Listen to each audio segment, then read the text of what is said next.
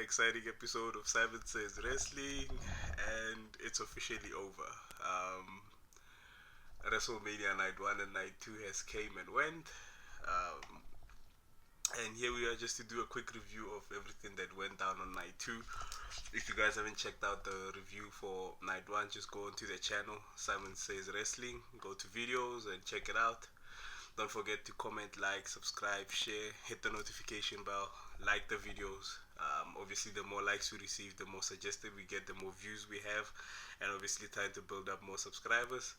Um, Thank you for everyone that's followed on the channel, that's become a subscriber to the channel. Thank you all so much. Thank you for the comments and obviously the interactions on social media.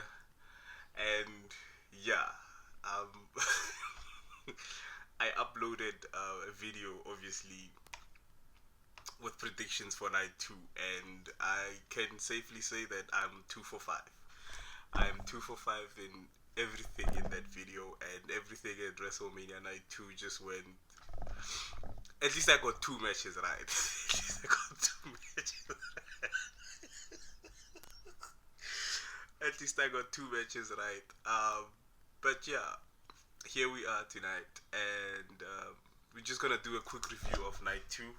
Obviously, a whole lot of drama transpiring out of that night, and as usual, people have their opinions, but we're just here to enjoy the show and just go over everything that we've seen so far. Obviously, for me, I would say night 2 was better than night 1. Given the fact that this opening match between the 3 ladies, which was Io Sky, Bianca Belair, and Rhea Ripley, was fast paced. It was flipping fast paced. We had a lot of good spots in the match, and as much as I feel that Rhea Ripley didn't deserve to be in the match, she definitely made it out to be. Obviously, she's been accused of not putting people over and not selling moves as much as she should, but besides being the fact that she was shoved into this picture, it was a great match. We had great spots, 2 powerhouses in between Bianca Belair and Rhea Ripley. Io Sky for me has just cemented everything that I knew already about her, that she's a great champion and then she deserves to have a longer title run than what is being teased at this point in time. So for me, it was a great match, great opener for the show. Um, it blew away the expectations that I thought I had. I thought it was gonna be a bit mid, but they delivered. They definitely delivered on the night, and it was a great way to open up the show. Obviously, Io Sky retaining. This was one of my predictions that I got right. One of 2. I literally watched WrestleMania laughing at myself because I could see how some of the predictions were not gonna come through. When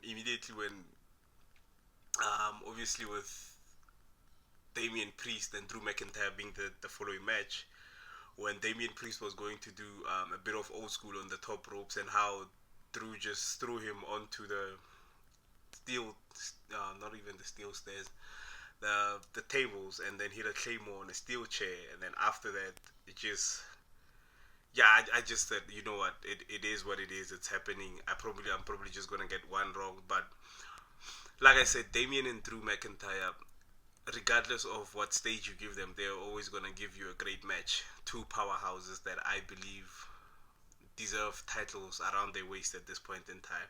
So that was obviously a great match, a great street fight with obviously a lot of crazy spots in between. Your chair shots, tables being broken, um, future shock DDTs on top of steel stairs, guys just ramming objects into each other. But at the end of the day, it was a great match between Drew McIntyre, and obviously, for once, maybe in a while, Drew McIntyre actually got a win, given the fact that his last WrestleMania wasn't so good. And I love the fact that he still had time to send out a tweet. It seems like it's gonna be a with Drew McIntyre at this point in time. The other thing that I did notice, I don't know if I'm the only person that notices, but I don't think Drew McIntyre liked his costume. I don't think he liked that costume at all. I could be wrong. You guys could just comment down below. Let me know if you think he did. And was this one of the most intense street fight that we've seen in a while? Probably not, but just let me know what you guys think at this point in time. Do you think that Io Sky did deserve to retain this? In the Intercontinental Fatal 4-Way, obviously we had Braun Breaker, Penta, Finn Balor, and Daddy Dominic Mysterio. Um, yeah, I don't know why Finn Balor came out dressed like Lemon Grab from Adventure Time, but I guess it's the in thing. It's the cool thing that we're doing now. And the one thing that I just want to say is just please bring back Finn Balor's old theme. The fact that he's starting to throw out his hands once again, obviously that would go so hard with his theme song. And and this fatal 4-Way once again, Braun Breaker was just proving the fact that he's he's probably one of the most dominant intercontinental champions, um, right above there with Gunther. So it was great to see him exerting his power throughout this whole match. Obviously, some great spots. It seems like the only thing Khalilo is good for nowadays is getting speared in half. um, I had predicted this, but I didn't cash it in, so it wouldn't. It definitely wouldn't cut. I had mentioned in one of my previous videos that if one of the Judgment Day members were to win, the only way for them to win would be if they pin the other person from the group, and this is exactly what happened today. Given the fact that Dominic Mysterio was the first one to pull the trigger, and obviously 619 Finn Balor on the ropes, but he dodged that and he countered it. So it's gonna be interesting to see who they try to make a babyface, because now obviously Dominic Mysterio is getting cheered on. Like Dominic Mysterio is getting proper, you deserve it vibes, and in which he does. He's put in the work, and it's all coming up and culminating in the fact that now at this point in time, he's starting to reap the benefits. But who do they make the baby face now? Is it still gonna be Finn Balor, or is it gonna be Dominic Mysterio? It's gonna be very tricky in the Judgment Day. Just obviously would like to see what's gonna happen going forward. Obviously, in the Judgment Day, do they kick out Dominic or do they kick out Finn Balor? So yeah, it's gonna be interesting to see. I guess we're gonna have to just stay tuned and watch. But does Dominic Mysterio get a big head about everything and just start looking down on everyone, given the fact that he's the only person now in the Judgment Day with gold? So it's gonna be interesting to see how they play this one out. Great showing for Penta, his first WrestleMania. Um, the fact that his brother and him got this opportunity to showcase their talent at WrestleMania, given that they don't even have 6 months on the roster, for me it's a sign of putting faith in two people that you know can carry the weight and can obviously put on a show when they need to. So for me, for Ray Phoenix and Penta as brothers, big congratulations to them. For Braun Breaker, I think now the only thing that is left to do is put him in that heavyweight championship picture. Given the fact that Jay Uso does have history with Braun Breaker, this would be a perfect opportunity to now then get into that space where Jay Uso is now turning from the hunter to the hunted.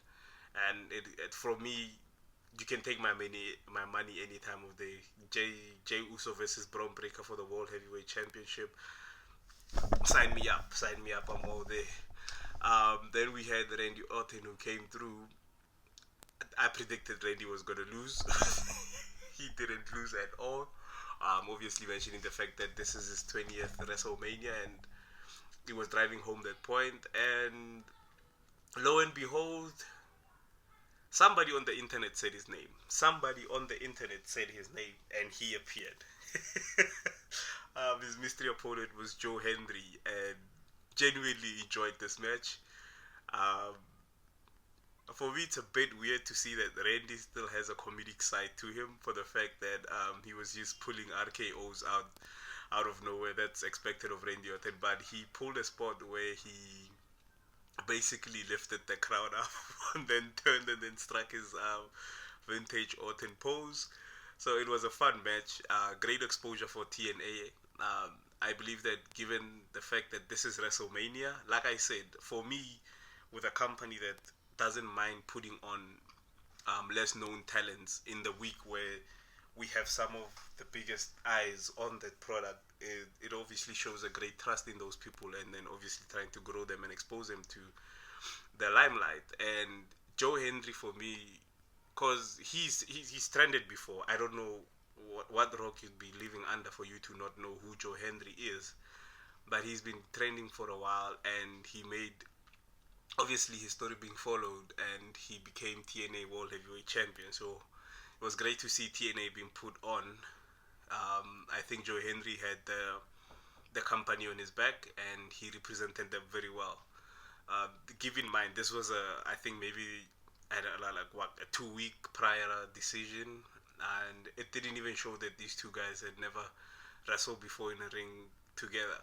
So for me, obviously, it's the experience of Randy Orton, and just for him coming out there and not, I wouldn't say not taking it as seriously as he should. He did take it as serious as he should. That's why he came to WrestleMania, and that's why he kept it as professional as he did.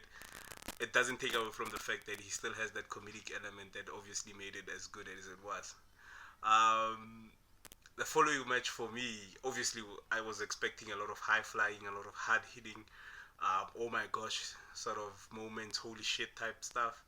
But for the fact that Logan Paul seems to be getting better in each and every match that he's involved in, for me, it just shows the dedication that this guy has towards the company and towards the business. Obviously, has a lot of respect. He might not show it because of character and obviously kayfabe that he has to push and obviously fight with the crowd. But I just want to give Logan Paul a special shout out for the fact that he has been able to adapt to the sport a whole lot better than most people have tried to.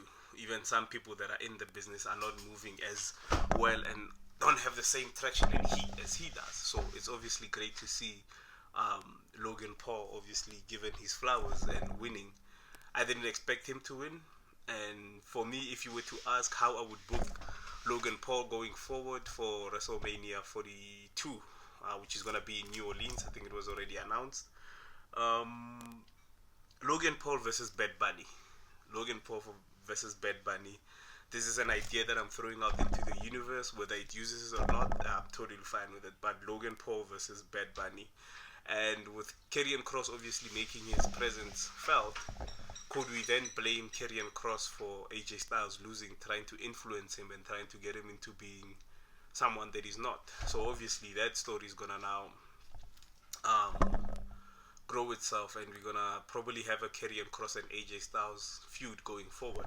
For me, it's all the better at this point in time. More Karrion Kross on TV just means more great character work and development for him.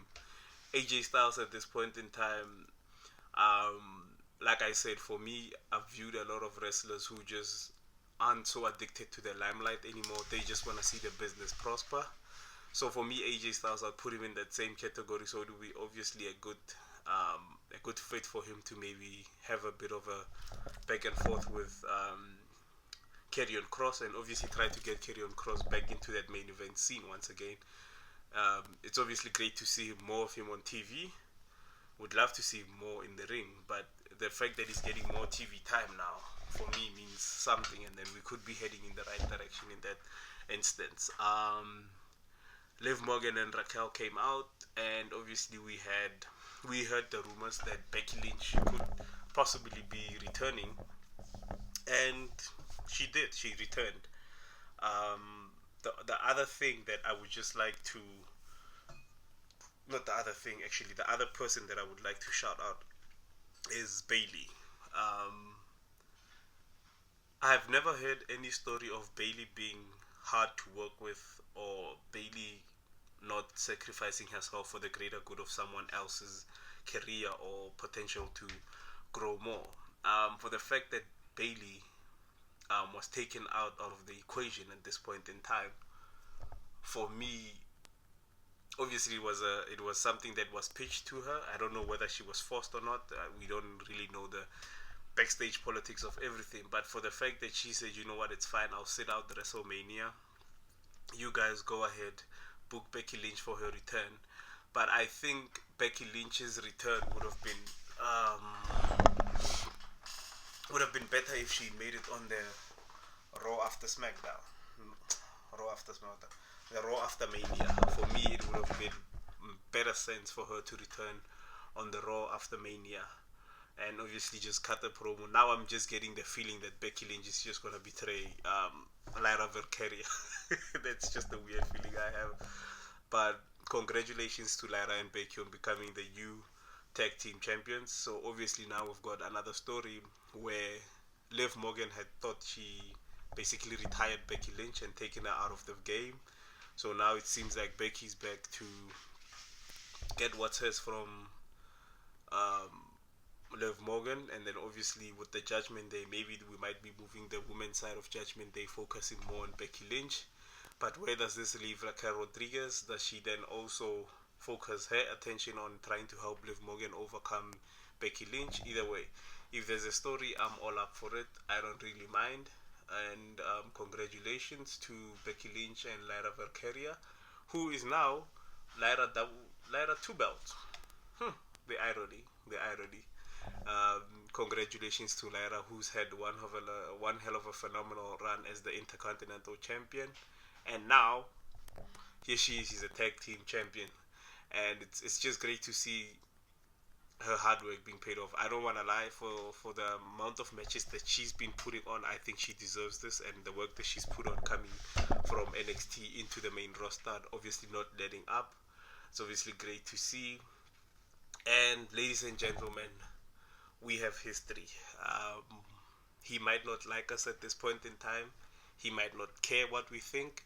But I saw his smile going up that ramp when he had that belt worn the wrong way. John Cena is now a 17-time World Heavyweight Champion. And ladies and gentlemen, I cannot in any way express or mention how much this means to every fan that grew up with this man, looking up to this man, and just always being in awe of what he does.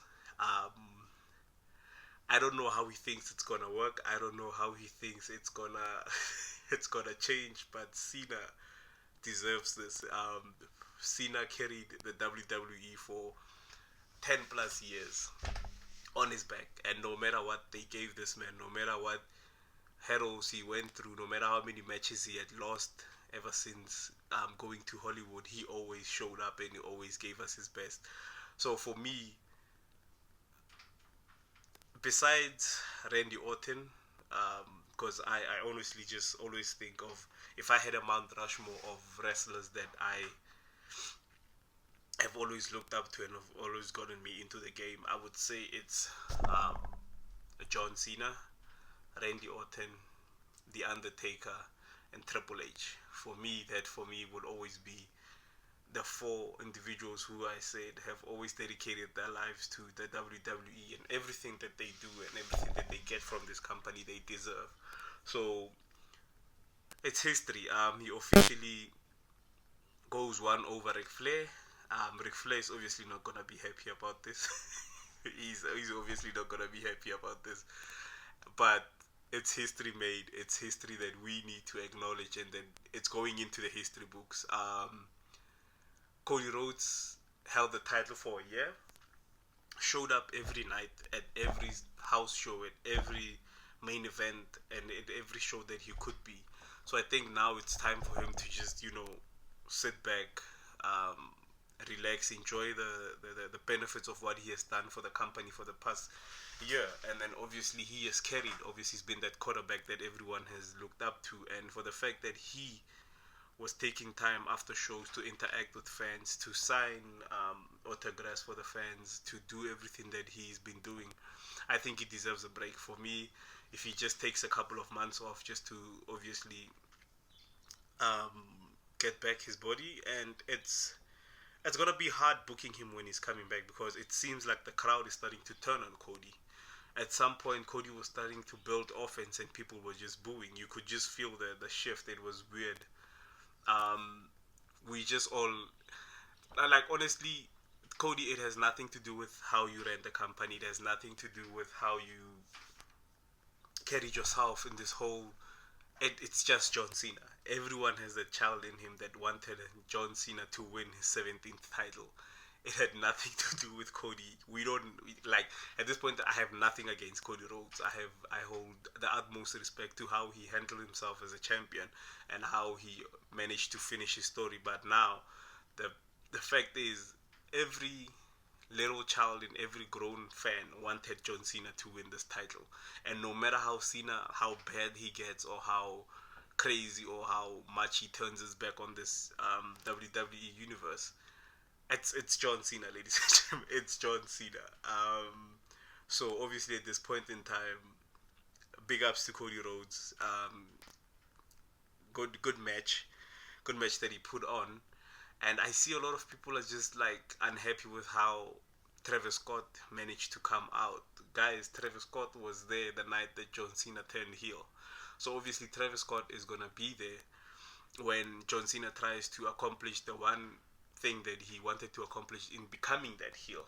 Um, the other guy is in Dwayne. Dwayne unfortunately couldn't make it, and at, the hate is justified. The hate is justified.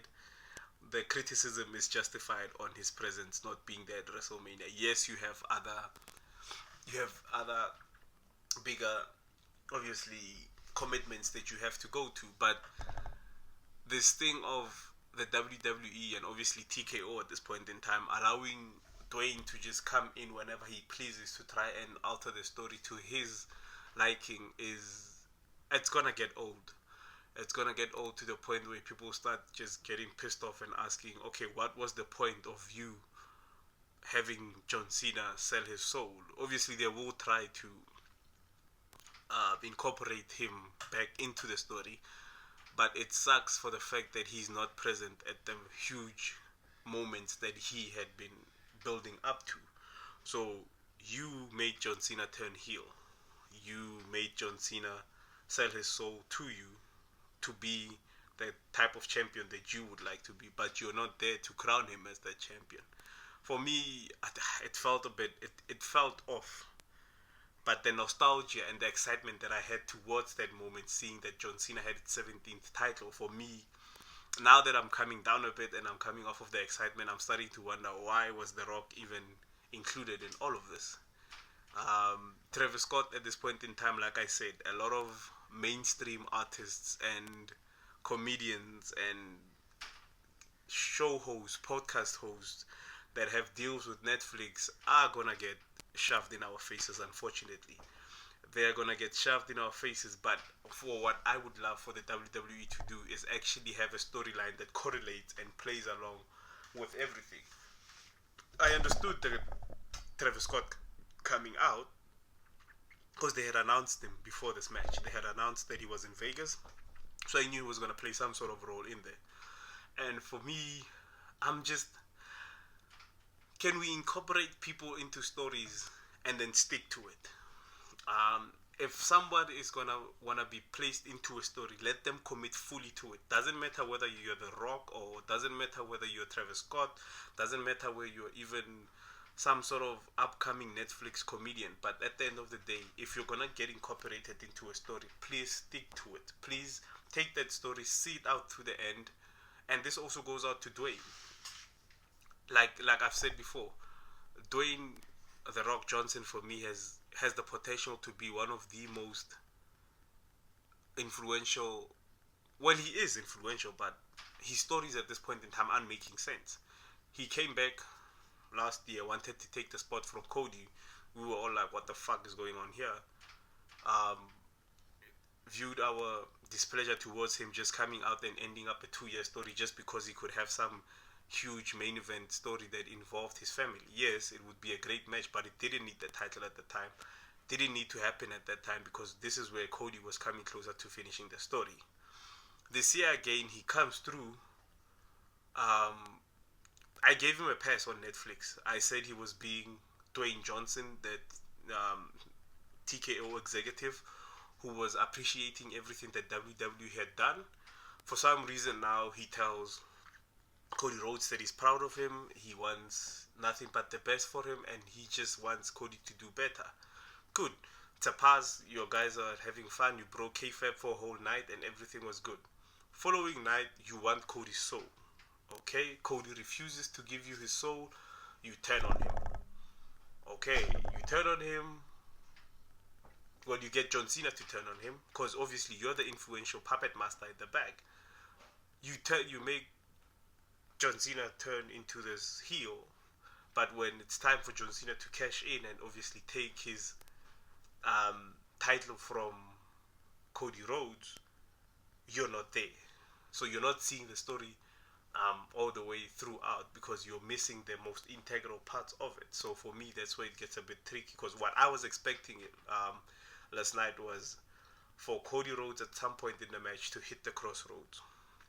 Once he hits that crossroads, referee goes in for the count. Once he goes for the count, Cody Rhodes retains the title. Out comes The Rock. The Rock goes, no. We're not having that. We're starting this match over. Obviously abusing his power, which is the role that I think he's playing, is supposed to be playing at this point in time. Restarts the match. After restarting the match, referee catches John Cena low blowing or even hitting Cody Rhodes with the title that he's been given by Travis Scott. Referee ends the match off, says it's a disqualification.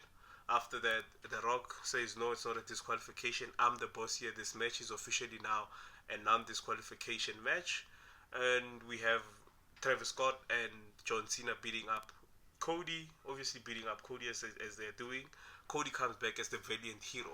He starts fighting back, takes out Travis Scott, gives him the receipt that he deserves because let's not forget, he gave Cody Rhodes a black eye and a burst eardrum. So that for me would have made more sense. And then obviously with Cody now giving Travis Scott his receipt, he would go out and confront The Rock and ask him what nonsense is all of this that's going on. And then obviously after that, The Rock would go punch for punch with Cody Rhodes, dodge him, rock bottom on the outside, through a table, take Cody Rhodes' lifeless body, throw it into the ring, get John Cena to maybe even just put him in the STF. Cody Rhodes passes out, match ends, John Cena is the 17th time world champion. That's how I would have imagined this whole thing happening out. But clearly what I'm thinking and what happened is two different things. I'm still just excited over John Cena having the 17th title. But for WWE, all I'm just gonna say is, can we just, if we're gonna get celebrities involved in wrestling, can we just have them fulfill and stay to that storyline until it ends to whatever point? I was very disappointed, but I did predict that The Rock wouldn't be at Mania. So at this point in time, I'm just happy that he got his 17th. This is John Cena, and I'm looking forward to seeing what he has in store for us in Monday Night Raw after Mania. He didn't even answer any questions. Apparently every question that every reporter was asking was clickbait. Not answering any clickbait answers. This guy's just been phenomenal. But yeah, at this point in time, it was just, it's Cena. It's Cena at 17th title. Just let me know what you guys enjoyed the most from the show, what you would have changed. Don't forget to comment, like, subscribe, share. And as always, guys, now we're talking, and peace.